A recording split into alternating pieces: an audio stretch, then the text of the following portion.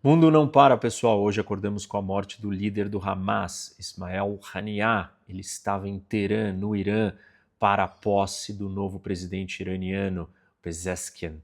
E ali tinham várias outras lideranças de grupos terroristas, todos parte do eixo da resistência. Eixo da resistência não é o eixo das ditaduras. Eixo da resistência é aquele grupo de associados, proxies, aliados do regime iraniano, que tem Houthis, tem milícias no Iraque, tem Hamas, Hezbollah e até Jihad Islâmica. Estavam todos ali reunidos, inclusive sentados na primeira fileira e ao lado de ninguém menos do que o vice-presidente do Brasil, o Alckmin. Mas eu vou falar desse assunto no final do vídeo. Quero começar explicando o que está acontecendo. Então, Israel conseguiu matar o líder do Hamas em Teherã, na capital do Irã. E vejam, que curioso, porque num dia antes, na terça, Israel eliminou o Fuad, um dos líderes mais importantes do Hezbollah, em Beirute, no Líbano. Um ataque que explodiu o lugar onde ele estava e ele morreu.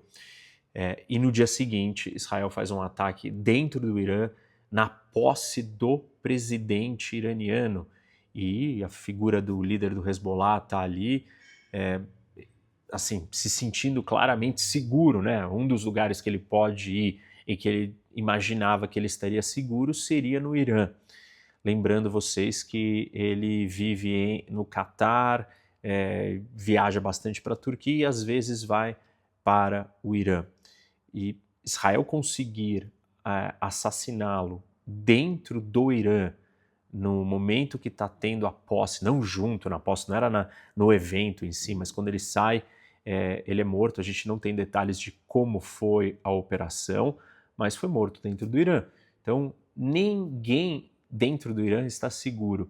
Isso mostra um pouco das capacidades de Israel para eliminar lideranças importantes em eventos, em momentos onde a segurança é muito mais elevada. Ou seja, Israel deixa todos os líderes do eixo da resistência preocupados e com medo, qualquer um. Se você é Hezbollah, Hamas, Houthi, milícia, guarda revolucionária iraniana, seja quem for, está correndo risco. Essa operação ela é extremamente complexa, porque vocês imaginam que ele estava ali por poucos dias, ele não tinha uma rotina a ser acompanhada, vigiada, monitorada para se elaborar um plano de ação de como isso ia acontecer. Poucas horas, pouco tempo dentro do país foi suficiente para Israel conseguir assassiná-lo. Isso demonstra uma capacidade de Israel não só numa operação dessa, mas também o quanto infiltrado os serviços de inteligência israelense estão dentro do Irã. Assim, Israel poderia ter feito isso com ele no Catar? E essa é uma pergunta que todo mundo faz. Por que Israel nunca matou ele dentro do Catar? Provavelmente Israel não queria arrumar um problema com o Catar. O Catar cedia o Hamas e tem sido uma ponte de negociação com tudo que está acontecendo em Gaza. Então, o Catar, apesar dele sediar e receber essas lideranças do Hamas e outras organizações, ele acaba se tornando um país necessário como um mediador. Por mais que não goste dele, é melhor ter ele para conversar do que conversar com o Irã, onde que não tem diálogo nenhum.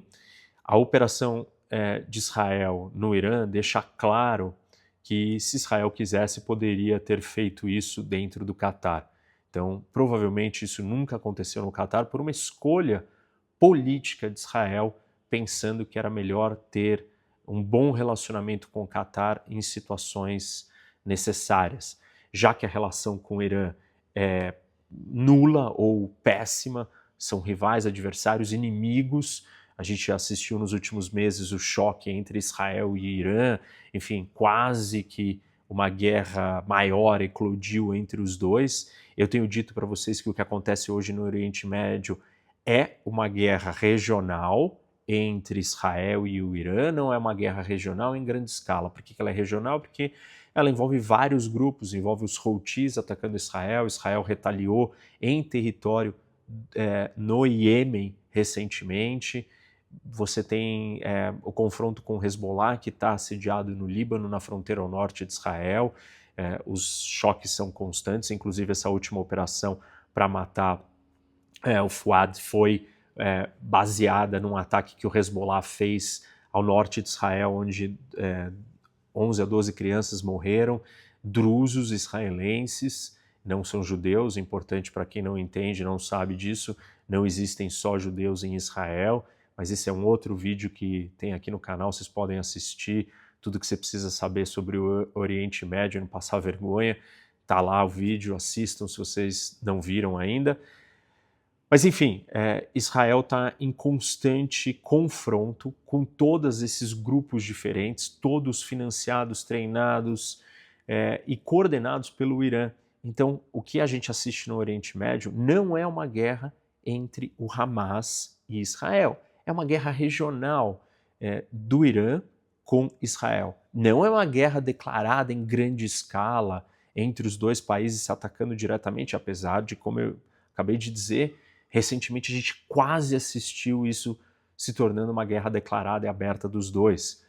Os americanos colocaram uma coalizão enorme com países árabes, inclusive Força Aérea da Jordânia, ajudando a interceptar os drones e mísseis que vieram do Irã para atacar Israel. Então a situação é muito tensa. Assim, estávamos já em vias de ter um confronto direto entre Israel e Hezbollah. Israel ontem assassinou esse líder, esse comandante do Hezbollah, que é uma figura bastante importante. Até agora não tivemos uma retaliação, mas isso aconteceu ontem, e hoje, na sequência, praticamente simultaneamente, ao mesmo tempo, Israel conseguiu assassinar duas grandes lideranças de Hamas e Hezbollah, dando um sinal evidente de que ninguém está seguro. E claro que a pergunta é, isso vai levar a uma guerra maior? A situação está tensa e com possibilidade de se escalar. Mas eu acredito que talvez não, porque o recado que Israel deu é: olha, eu posso atacar qualquer um de vocês, não adianta vocês começarem uma guerra. E até mesmo, apesar dos ataques do Hezbollah e do Irã, os dois fugiram de um confronto direto e total contra Israel, porque eles sabem que vão perder, não vão ir bem e vão provocar, talvez se o Irã decidisse isso, vai provocar a entrada dos Estados Unidos. Então o Irã tem sempre sido bem comedido, tanto que o ataque dele a Israel foi um ataque coordenado, telegrafado, drones e aviões voando horas, deu tempo de todos eles serem interceptados. Enfim, ele sabia que o estrago não seria tão grande. Claro que ele cruzou uma linha que jamais tinha sido cruzada, foi um movimento muito mais agressivo por parte do Irã, mas a retaliação de Israel também foi comedida, ou seja, nenhum dos dois quer uma guerra direta. E a capacidade de Israel mostrar que consegue acertar lideranças em qualquer lugar, em qualquer momento, isso serve como uma força dissuasória ou algo para fazer o regime iraniano e o Hezbollah pensarem duas vezes antes de declarar uma guerra total.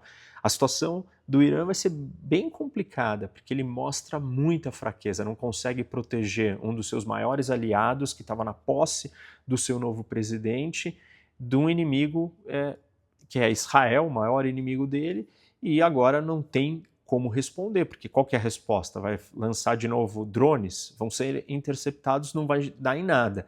Vai declarar uma guerra aberta? Não tem capacidade e não quer fazer isso. Então o Irã está numa posição ruim. De alguma maneira ele vai tentar retaliar. Talvez não seja diretamente, como foi há meses atrás, mas indiretamente, como normalmente sempre foi ao longo da história.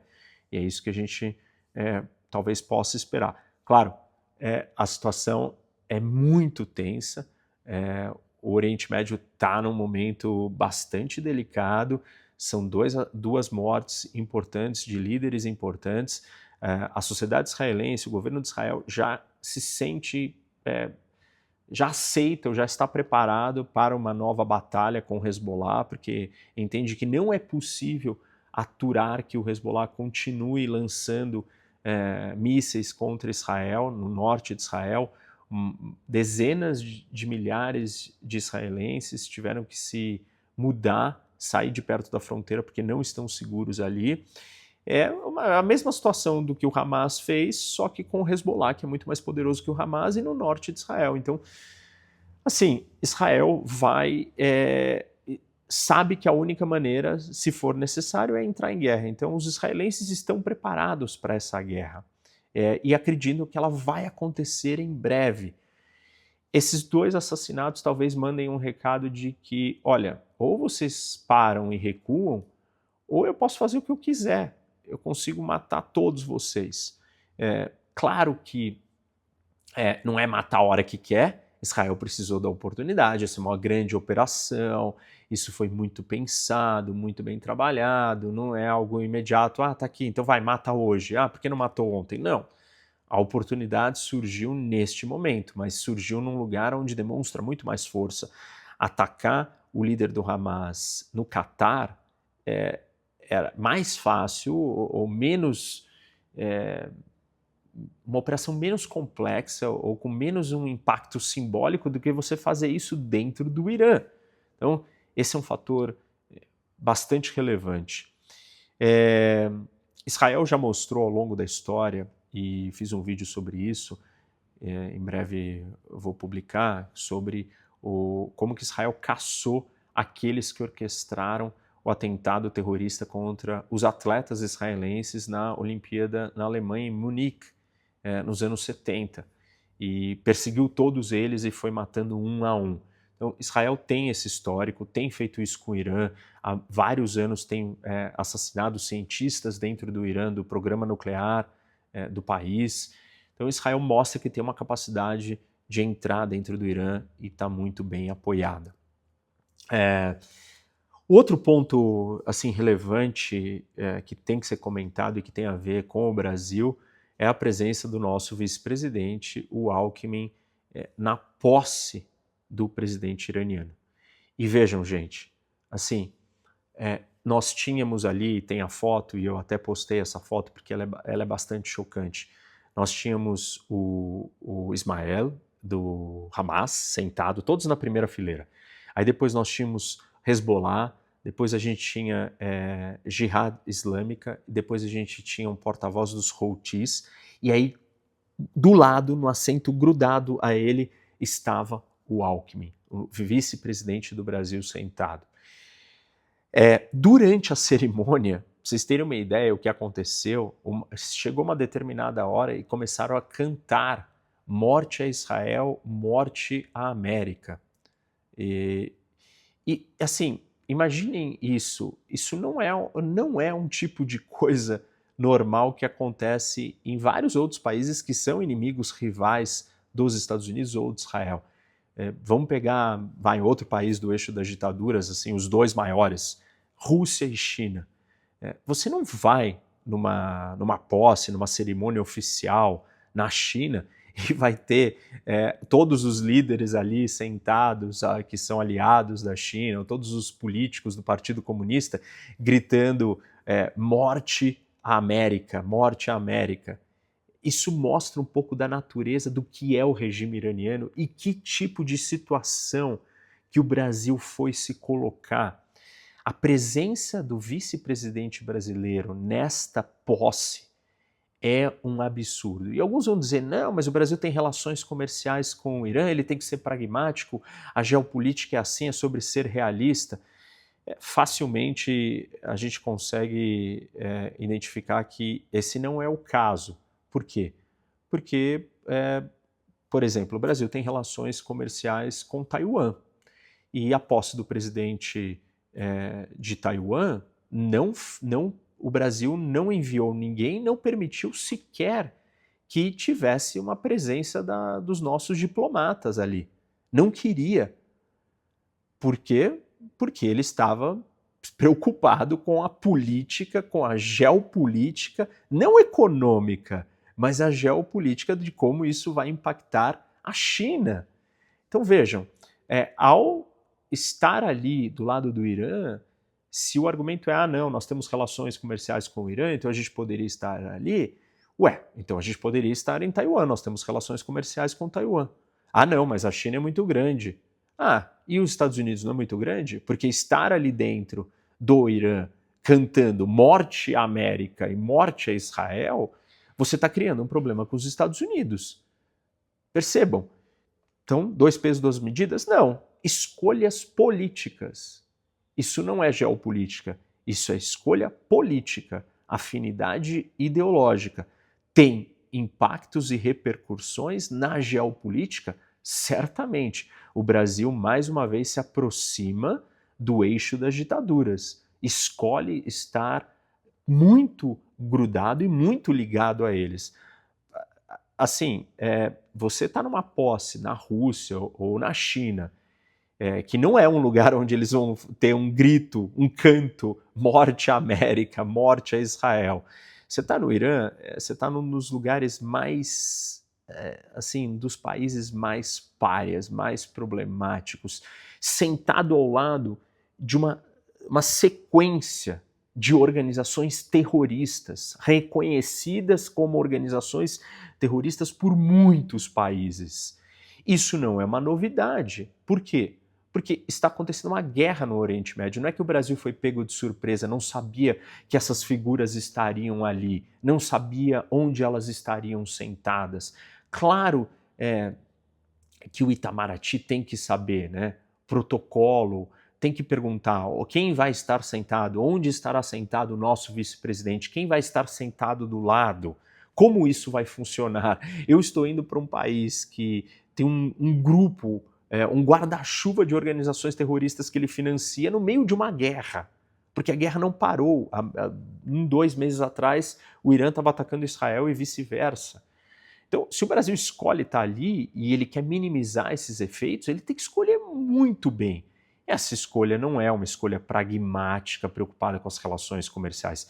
Ela é uma escolha puramente política, ideológica, e o Brasil comete um grave erro, porque ele se aproxima num nível jamais visto. Era o vice-presidente brasileiro que estava sentado na mesma fileira, ao lado, colado deste grupo. Hamas, Hezbollah, Jihad Islâmica e Houthis. Só isso que estava acontecendo. E assim, para aqueles que querem mais exemplos históricos, eu vou dar um do próprio Lula. Em 2009, o Lula estava na cúpula dos países do Oriente Médio com os países sul-americanos. Essa reunião foi no Catar. E aí ele estava sentado na mesa e, de repente, chegou o Omar al-Bashir, que era o presidente do Sudão, e ele estava indiciado pelo Tribunal Penal Internacional. E o Bashir chegou e o Lula soube que iam colocar ele sentado do lado dele. Iam colocar o Bashir do lado do Lula. O que o Lula fez? Ele comeu a salada, ficou ali enquanto o Bashir não chegou, comeu a salada. Logo depois, quando o Bashir entra na sala, o Lula levanta, pega o telefone, fala que vai atender o telefone, sai da sala, se despede e não volta mais. Não volta mais. Por quê? Porque ele não queria estar sentado ao lado de um ditador que tinha sido indiciado pelo Tribunal Penal Internacional. Isso foi o Lula em 2009. Hoje o Brasil escolheu que ele iria estar sentado com esse grupo de países desse jeito, provocando os Estados Unidos, provocando Israel. O Brasil tem relações comerciais com Israel e não são poucas e não são pequenas. As trocas comerciais com Israel estão abaixo das trocas com o Irã, mas Israel é um país muito pequeno comparado com o Irã, então você imagina proporcionalmente vai incomodar essas trocas, vai incomodar trocas com os Estados Unidos se o nosso olhar e análise é focado na relação comercial. Estou mostrando para vocês, com esses exemplos, que está claro que não é comercial o problema e sim político. Tem ideologia por trás dessa escolha de estar ali. É péssimo para o Brasil, péssimo. Pior impossível, assim, o Brasil cada vez desce mais o nível e mostra que ele está disposto a fazer qualquer coisa, a se prestar qualquer papel. Por vários momentos ali, a cara do Alckmin meio tipo, o que eu estou fazendo aqui, né? Sei lá, também entrou nessa politicamente, não tem, virou vice-presidente do Lula e o Lula não quis estar do lado do Omar, o presidente do Sudão, quando ele estava indiciado pelo Tribunal Penal Internacional. Mas mandou o Alckmin para sentar do lado de Hamas, Hezbollah, Jihad Islâmica e Houthis. Bom, o mundo não nos dá trégua, mas seguiremos aqui analisando, vamos ver o que vai acontecer.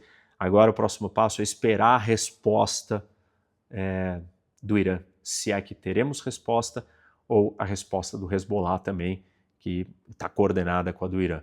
Nesse momento, as lideranças iranianas estão reunidas no seu gabinete de segurança nacional para decidir como que eles vão responder a Israel, o que eles podem fazer e como será feito. Vou estar aqui acompanhando com vocês.